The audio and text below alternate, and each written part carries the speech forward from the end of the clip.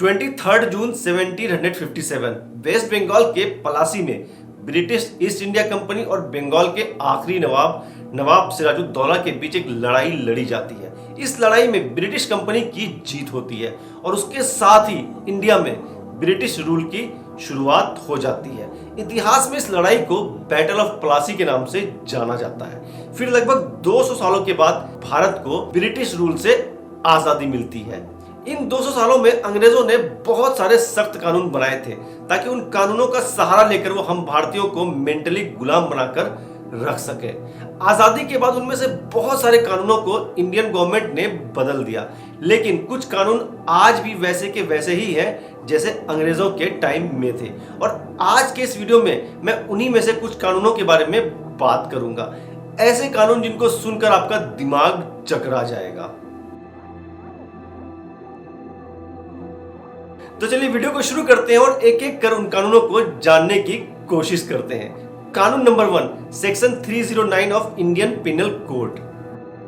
इस कानून के अकॉर्डिंग अगर आप सुसाइड करने की कोशिश करते हैं तो आप ये कंफर्म कर लें कि आप अपने अटेम्प्ट में सक्सेसफुल हो जाएं, नहीं तो जिंदा बचने पर आपको परेशानी झेलनी पड़ सकती है, क्योंकि भारत में सुसाइड का प्रयास करना एक इलीगल अपराध है और अगर आप ऐसा करने में सक्सेसफुल नहीं होते हैं तो आपको जेल भी जाना पड़ सकता है। भारतीय कानून ये मानता है कि आपके शरीर पर यानी आपकी बॉडी पर सिर्फ आपका ही हक नहीं है, बल्कि आपके माँ बाप भाई और बहन का भी उतना ही हक है जितना आपका हक है। सुसाइड की कोशिश करना एक बेलेबल क्राइम है जिसमें आपको मजिस्ट्रेट के कोर्ट से जाकर बेल लेना पड़ता है और अगर सजा की बात करें तो सुसाइड की कोशिश करने पर आपको 1 साल की जेल हो सकती है या जुर्माना भी लगाया जा सकता है, या फिर ये भी पॉसिबिलिटी है कि आपको दोनों हो सकता है, यानी जेल भी जाना पड़ सकता है और जुर्माना भी देना पड़ सकता है। कानून number 2, Indian post office act 1898। इस एक्ट का ये कहना है कि भारत में सिर्फ भारत सरकार ही लेटर डिलीवर कर सकती थी। इस एक्ट के अकॉर्डिंग भारत में सभी तरह के कोरियर कंपनीज का बिजनेस इलीगल था। हालांकि आज़ादी के बाद इस एक्ट को बदल दिया गया और आज के डेट में हमारे देश में कितनी ही सारी प्राइवेट कोरियर कंपनीज है वो आपको पता ही होगा, लेकिन अंग्रेजों के टाइम में ये एक इलीगल क्राइम था। कानून number 3, the Indian treasure trove act 1878, जिसे हिंदी में भारतीय खजाना निधि अधिनियम 1878 के नाम से जाना जाता है। दोस्तों ये एक ऐसा कानून है जिसके बारे में सुनकर आप शॉक्ड हो जाएंगे। सोचो आप सड़क पर पैदल जा रहे हो, आपको अचानक कुछ रुपए पड़े हुए मिल जाए सड़क पर, तो आप क्या करोगे? तुरंत उठाकर जेब में रख लोगे। हम में से ज्यादातर लोग ऐसा ही करेंगे, लेकिन क्या आपको पता है आपकी ये हरकत आपको जेल भिजवा सकती है। भारत में बहुत सारे कानूनों में से एक कानून ऐसा भी है जिसके अकॉर्डिंग अगर आपको रोड पर 10 रुपए या उससे ज्यादा का नोट पड़ा हुआ मिलता है और आप अपने पास रख लेते हैं तो आपको 1 साल की सजा हो सकती है। ट्रेजर ट्रोव एक्ट 1878 के अकॉर्डिंग 10 रुपए से ज्यादा का अमाउंट मिलने पर आपको इसकी जानकारी सरकार को देनी होगी, नहीं देने पर आपको सजा काटनी पड़ सकती है। क्या बोला तूने? 10 रुपए का नोट आपको बहुत महंगा पड़ सकता है। गजब बेइज्जती है। कानून number 4, different laws of alcohol across the country, यानी पूरे देश में शराब के लिए अलग अलग कानून का होना। मैं नहीं मानता। भारत के अलग अलग स्टेट्स में शराब को पीने और बेचने के लिए अलग अलग कानून है।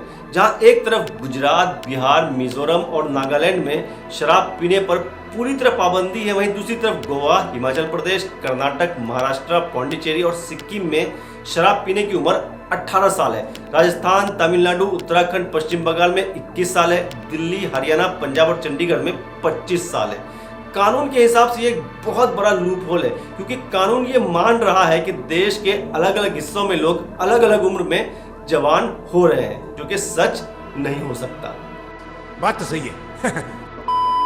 इंडियन मेजोरिटी एक्ट 1875 के अकॉर्डिंग जब आप 18 साल के हो जाते हैं तो आप कानून की नज़र में जवान हो जाते हैं, लेकिन उसके बाद भी शादी को लेकर अलग अलग क्राइटेरिया है। शादी की मिनिमम एज मेल्स के लिए 21 साल है जबकि गर्ल्स के लिए 18 साल है। ये खुद एक बहुत बड़ा लूप होल है।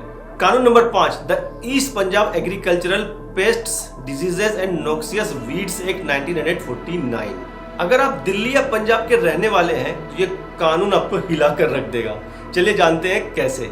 अगर शहर में टिड्डियों की संख्या बहुत ज्यादा हो गई है तो इन टिड्डियों को भगाने के लिए आपको सड़क पर ड्रम बजाने के लिए बुलाया जा सकता है।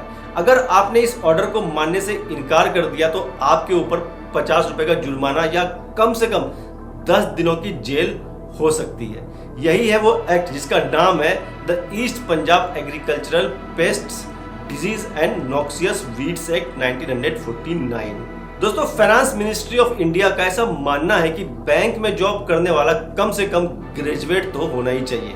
एक क्लर्क बनने के लिए भी आपका ग्रेजुएट होना जरूरी है। लेकिन ये कितनी कॉमेडी वाली बात है कि हमारे देश में एक अंगूठा छाप इंसान भी इलेक्शन जीतकर फाइनेंस मिनिस्टर बन सकता है। बात तो सही है।